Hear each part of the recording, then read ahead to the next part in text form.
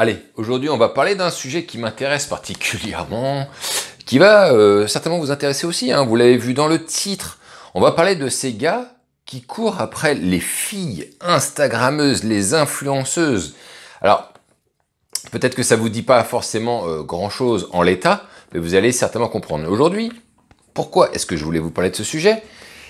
Parce que j'ai vu pas mal de mecs courir après des filles, justement, qui sont influenceuses, pensant qu'ils avaient toute leur chance de pouvoir les serrer, hein, d'obtenir quelque chose d'elles, et au final, pas du tout.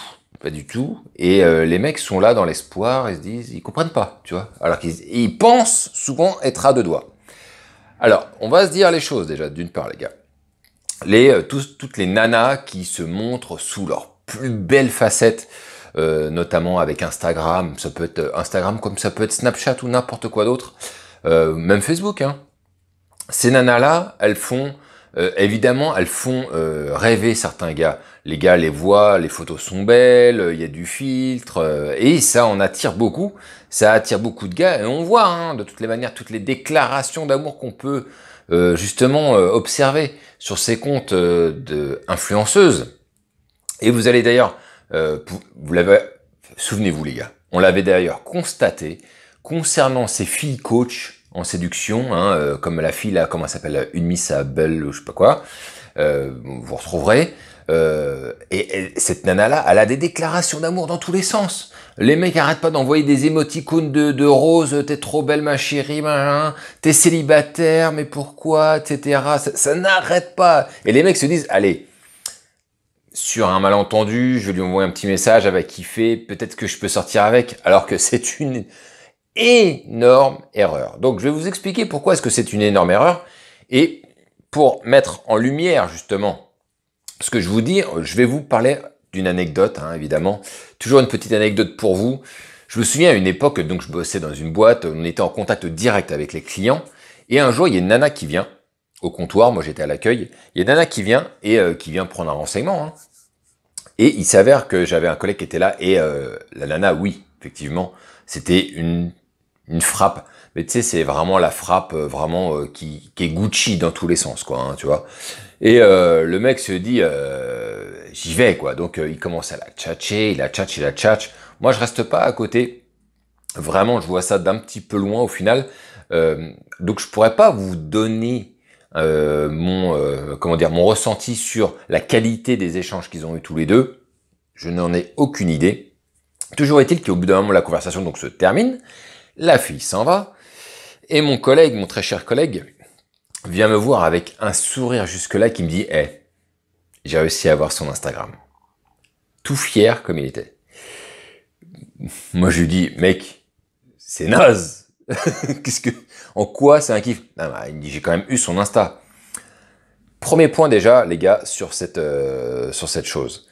Si Nana vous file son Insta ou son Snap, dites-vous que c'est encore plus facile de donner son Snap et son Insta que son numéro de téléphone. Et que c'est généralement, hein, pas 100% du temps, mais c'est généralement une manière de pouvoir, allez, je vais te donner quand même mon contact parce que tu me le donnes, mais je vais donner le contact qui va me mettre le moins en danger et qui va me permettre de te shooter au moindre écart si jamais tu me casses la tête.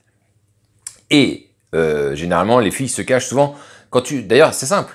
Pourquoi est-ce que quand vous demandez le numéro de téléphone une fille peut dire non, et si tu lui demandes son Insta, elle peut te dire oui? Parce que délivrer son Insta, ce n'est pas délivrer un élément personnel qui la concerne vraiment, on va dire ça comme ça, mais c'est vraiment le moyen d'en donner sans trop en donner.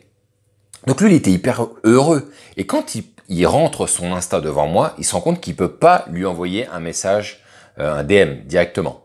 Il est obligé donc de la suivre, et une fois que c'est validé, il fait une demande d'amis. Une fois que c'est validé, après, il peut enfin envoyer un message. Donc la nana, elle a vraiment mis tous les verrous. Et lui, il espère encore. Il se dit, je vais pouvoir la tchatcher. Il m'a dit, je vais attendre qu'elle valide, et après, je vais pouvoir la tchatcher. Tu vas tchatcher Walou, mon frère. C'est ce que je lui ai dit. Et de toute manière, il s'est jamais rien passé avec cette nana-là. Elle a jamais eu de nouvelles. Et maintenant, je vais vous expliquer pourquoi est-ce que c'est une erreur de courir après certaines, on va dire les influenceuses en général, en fait, hein, parce que ce sont des meufs qui deviennent des influenceuses. Et je vais vous expliquer en quoi consiste ce principe d'influenceur et pourquoi en fait vous courez mais bêtement derrière des nanas que vous n'aurez jamais, sauf à une certaine condition, et j'en parlerai à la fin de la vidéo. Il faut savoir une chose les gars, tous les influenceurs du monde, et c'est sans exception, lorsqu'ils commencent à avoir une certaine communauté, lorsqu'ils sont suivis, utilisent leurs médias, c'est-à-dire ça peut être Insta, ça peut être YouTube, ça peut être Facebook, ça peut être n'importe quoi, pour en faire un business. Alors la question maintenant elle est, quel type de business il se cache derrière ces influenceurs? Vous allez voir, c'est très très simple. Il faut savoir qu'il y a différents degrés d'influenceurs, mais une nana qui va générer entre 500 et 1000 personnes, donc sa communauté, commence à être au premier degré de l'influence, on va dire ça comme ça. Et après, ça monte à des sommes complètement hallucinantes. La nana de l'exemple dont je vous ai parlé dans l'anecdote, cette nana-là, elle avait beaucoup de gens qui la suivaient. Toutes ces photos étaient, on voyait certaines photos, on voyait bien que c'était des trucs style Miami, enfin c'était très bling bling, c'était très machin. Bon là on était dans le 93, on va savoir ce qu'elle fait dans la vraie vie, mais peu importe, l'image qu'elle renvoie elle, déjà à ce moment-là montre que y a vraiment un secteur qui est traversé par cette fille et qu'elle est très suivie. Donc il faut savoir que ces nanas-là, jamais vous ne pourrez les contacter en direct et obtenir quoi que ce soit d'elles en termes de rendez-vous. Pourquoi? Parce que à ce moment, leur compte Insta, ce ne sont plus un compte Insta personnel dans lequel elles véhiculent des images de leur vie. Bien sûr que ça a démarré comme ça. Elles ont montré des trucs à elles, elles ont montré leurs vacances, leur bling bling, et à un moment donné, ça a rassemblé de la communauté. Et la magie du business fait qu'un jour, toutes et tous ont compris à un moment donné à quel point c'était puissant, parce que quand tu commences à recevoir ton premier mail, ton premier coup de téléphone qui te demande un partenariat, de faire une OP sur quelque chose et que tu commences à gagner du cash là-dessus, tu as compris à quoi allait te servir maintenant ton compte et que tu as compris qu'il fallait le bichonner et ne pas le massacrer pour lui faire prendre encore plus d'ampleur. Alors pourquoi est-ce que je vous dis ça? Parce que pour l'avoir vu moi-même, pour l'avoir vécu moi-même, si vous voulez vendre du produit physique ou digital, peu importe, mais que vous avez un business et que vous avez besoin de vendre votre produit et qu'il soit connu d'un maximum de personnes, bien évidemment, vous avez la pub, mais vous avez aussi la manière influenceur, c'est-à-dire que vous contactez les influenceurs quand ils sont tout petits. À la limite, ça vous coûte que des fois que le prix de votre produit que vous lui envoyez gratuitement et vous lui demandez en échange dans la story de faire un petit post et ça suffit. Mais plus ces nanas-là, elles commencent à gonfler, moins il devient nécessaire d'envoyer un produit. Mais là, on rentre carrément dans une industrie où on paye les gens.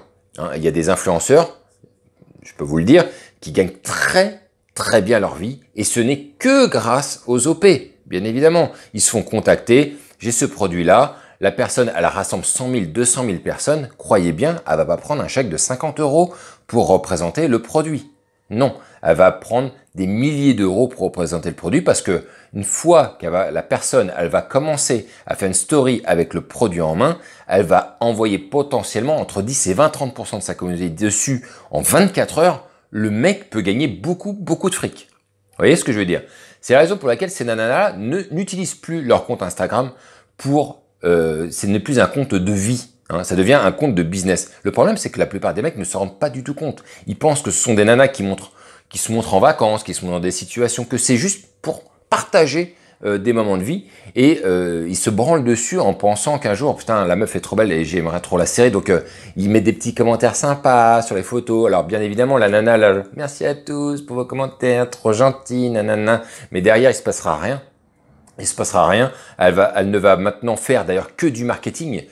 Pour la plupart de ces nanas-là, à ce moment-là, elles savent très bien comment faire pour générer, à force de poster, elles savent ce qui marche pas avec leur communauté. Donc, croyez bien qu'à chaque fois, tout ça est calculé, même par les plus teubés qu'on peut rencontrer. Même une Aya Nakamura, elle est capable de te faire des posts de fou, parce que tout ça, à un moment donné, ça devient une industrie.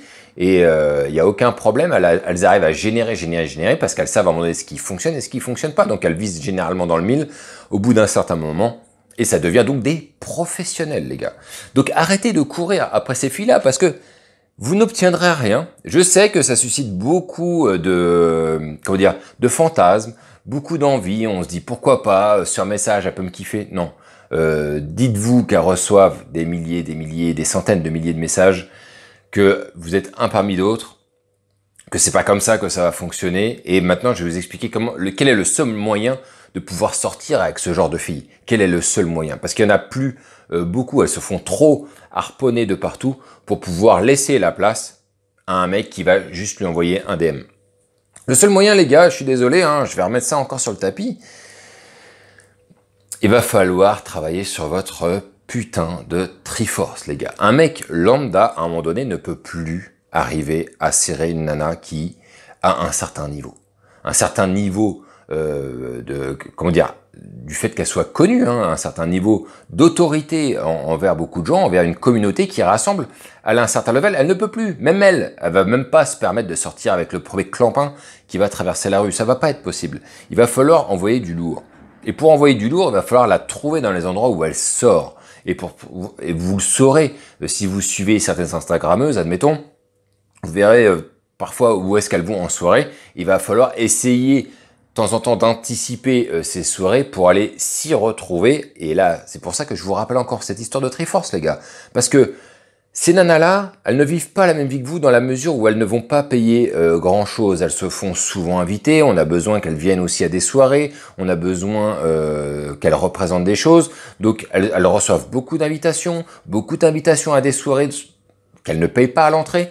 Ce qui ne sera pas le cas pour vous, les gars. Vous payerez les boissons, vous payerez l'entrée, vous payerez tout un tas de choses que elles n'auront pas à payer. Ça, c'est la première des choses. Et donc, est-ce que vous serez prêt à assumer ce niveau de dépense? Pour rappel, les gars, à Miami, puisque j'ai été à Miami, en soirée, il y a beaucoup de clubs qui font rentrer gratuitement les filles. Donc, tu as des rabatteurs qui sont sur les plages, qui font rentrer gratuitement les filles et qui font uniquement payer les mecs. Et la soirée, puisque j'étais à une soirée comme celle-là, c'était 80 balles pour rentrer.